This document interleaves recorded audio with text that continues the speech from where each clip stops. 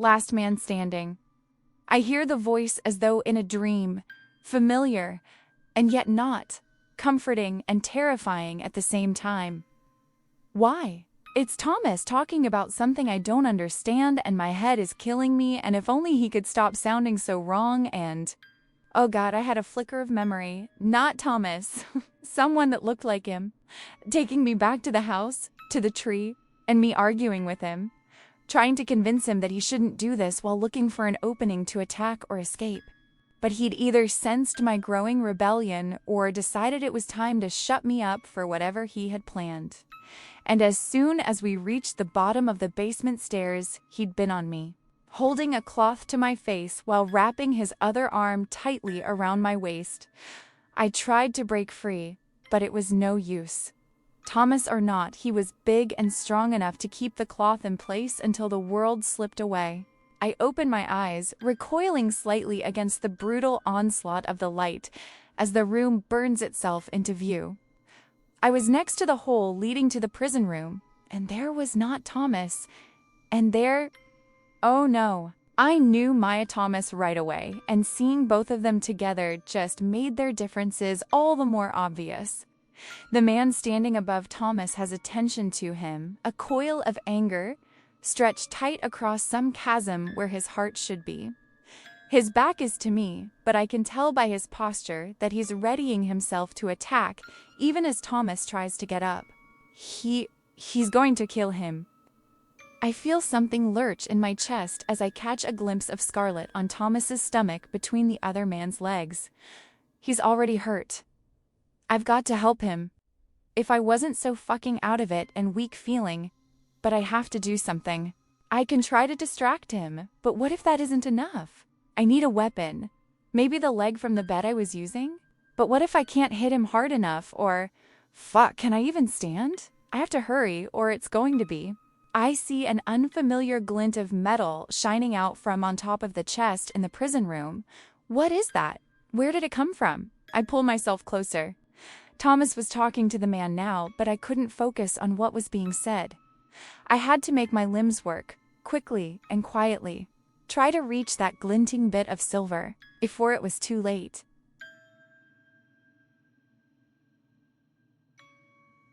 I searched my double's face, looking for some sign of doubt or remorse.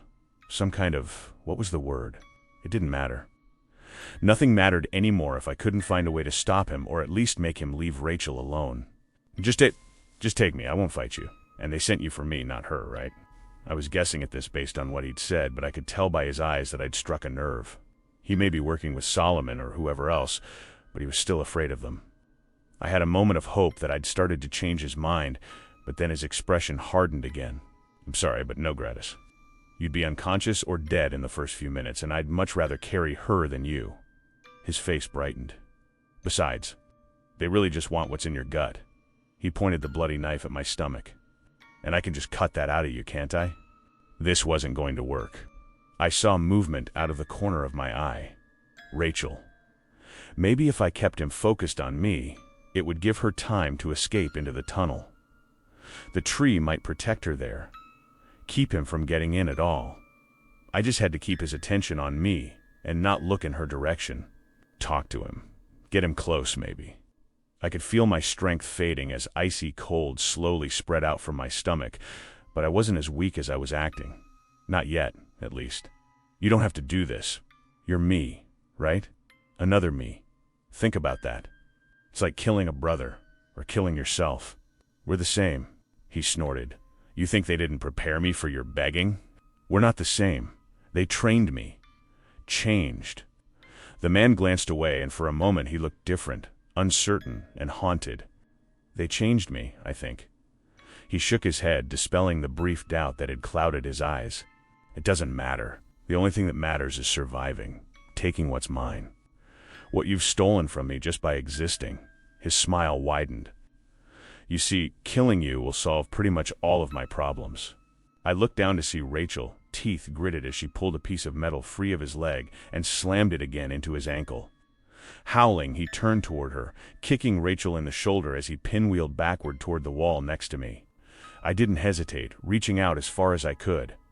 I grabbed his good ankle and yanked hard, sending him to the concrete floor with a grunting whoosh of air. I couldn't waste any time now. My limbs all felt loose and spongy, the world swimming as I pushed myself up the wall to a shaky standing position. I looked at Rachel. She was in pain, but seemed okay. No time to check on her now. Forcing myself forward, I cradled my oozing stomach with one hand as I held out the other for balance. No time to go slow. I had to get it before it was too late. The sledgehammer was where we had left it, propped against the inner wall of the secret bedroom. It barely moved when I tried to pick it up. It was almost impossibly heavy. But no, I could move it. I would. I had to.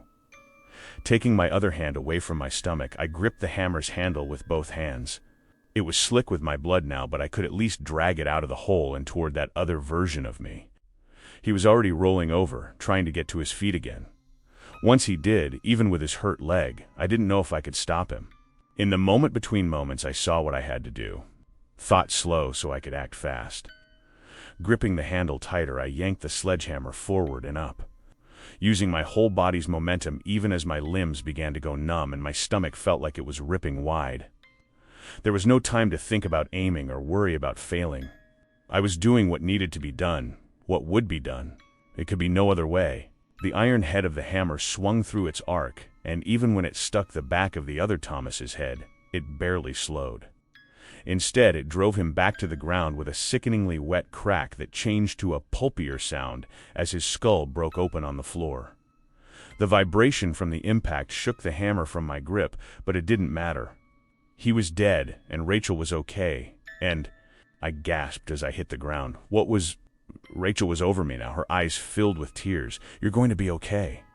I'm going to find something to put on your stomach and find a phone," and I reached up and touched her face. No time." Her eyes widened. "No, there is. I'll be right back. She trailed off as she started to stand. I grabbed her arm with a hand that felt strangely disconnected. Everything was so odd now. I didn't feel like I had a body, or if I did, it seemed far away. But my mind, I felt like I saw everything clearer, like I could think more clearly than I ever had. I distantly felt that stranger hand give her arm a weak squeeze. The tunnel. Get us into the tunnel. I felt numb as I helped Thomas into the tunnel. I'd never worried the wall wouldn't open for us, and my fears of traveling down those never-endings, glowing paths seemed a small thing now, because everything was eclipsed by the stark terror that had seized my heart. It had begun when I saw the thickening stain at Thomas's stomach, but it had taken firmer hold when I looked up into his face. He was dying, and he knew it. I didn't have to question the logic of going into the tunnel. I already knew the tree had some ability to stave off hunger and aging. So the idea that it could choose to sustain or even heal someone wasn't that big of a leap. Beyond that, Thomas had his intuitions, and whether it was from the thing those bastards had put in him or something else, I knew they couldn't be discounted. So we went into the tunnel, Thomas helping me as best as he could. He pushed himself along the ground as I pulled him, and once we were inside, I lifted his shirt to look at his wounds. God, that fucker had almost gutted him. Taking off my jacket, I pressed it gently but firmly against the wounds, trying to slow the flow of blood until the tree could perform its miracle. If it would, or could. Thomas seemed to pass out for a minute, his breathing growing first rougher and then more even before he suddenly opened his eyes again. Giving me a weak smile, he nodded. "It still hurts a lot, but it feels a bit better. See how it looks?" Wincing, I peeled back the soaked jacket to look at his stomach. There wasn't much fresh blood, but the wounds weren't healing, and I could still see spots where bits of torn insides were visible. Swallowing, I met his eyes. "It's better, but not healed. I don't know if it's going to." I glanced back toward the brick wall that had reformed after we'd entered the tunnel. "I think I should go get help. Maybe the tunnel can keep you going until I bring someone back." Thomas was already shaking his head, and I frowned at him, my voice growing sharp. "Well, I'm not going to fucking let you die. You're not going to fucking die. The anger was gone as soon as it had come, taking my breath and composure with it. Tearing up, I shook my head. We have to fix this. Thomas put a cool hand on my arm. We will. We need to go deeper in. The thing in me is pulling me deeper in, and I trust it. Whatever its reasons, it doesn't want me to die either. I took his hand and squeezed it. Sweetie, I don't think you can go any further. You're gonna tear open worse than you already are. He smiled again and returned the squeeze. It'll be okay. The tree can't fix me on its own, I don't think. But it's trying to get us to where I can be helped. Puffing out a trembling breath, I glanced at his stomach before meeting his gaze again. Are you sure? He nodded. I think so, yeah. Thomas was stronger now, but still unsteady on his feet, and I could tell that every breath and step was growing more painful. We walked slowly, and I let him set the pace and path as we went. He never slowed or seemed unsure of which turns and branches to take, but I could tell that it was taking a toll on him. I'd periodically ask if he wanted to stop and rest, but he'd always just shake his head. I understood. We never said it, but we both knew he was running out of time. When we turned a corner and saw a brick wall, I felt him relax a little. Glancing up at him, my chest tightened. He looked pale and waxy, his skin slick with sweat from our journey through the tunnels. Despite trying to sound calm, I could hear the tremble in my voice when I asked if this was it. He nodded. Yeah, I think it is. The wall dissolved as we walked forward into darkness. As soon as we crossed the threshold into what I assumed was another basement, Thomas began collapsing against me, the weight of him pulling us both down. I managed to slow his descent to the floor, easing him down onto the concrete floor. I didn't have my phone, but after a moment of feeling in his pockets, I found Thomas and turned on its flashlight. He was alive, but unconscious, and I could already see fresh blood welling from his stomach wounds again. God damn it, I should have had him wait in the tunnel. He wasn't thinking straight, and now I had to drag him back in and hope it was enough, and then... No, I needed to calm down. I needed to trust him and trust myself to help him. There was still time. Sucking in a shaking breath, I panned the light around the room. It was a version of the basement, though it was empty. No prison room or furniture or anything else. Well, that wasn't entirely true. Near where Thomas lay, I could see something scratched into the floor. A number. 71. Oh no, fuck no. I felt a new wave of fear roll through me. I knew what this place was, a glowing cave with a rotting version of the tree and something terrible lurking in the dark. Something that had spoke to me, asked me something. What was it? What do you offer as tribute for your need, traveler? Suddenly, everything snapped into place. It was offering a trade. And if it was still up there, maybe it was what could save Thomas. Whatever it took, whatever it wanted, I'd give it gladly if it would save him. I leaned over and kissed him in the dark, whispering how much I loved him before standing and heading to the other room and the stairs. I could see the cold blue light as I took the steps quickly, and by the time I stepped out the front door, I was already shuddering from both the chill air and my own fear. But it was all right. I could do this. For him I could. My throat burned with the cold as I called out. For several moments there was nothing. I looked around. The house was as I remembered it, though this version of the tree looked even worse than before, as though the corruption at its roots had worked its poison through the trunk and was now spreading out to the branches beyond.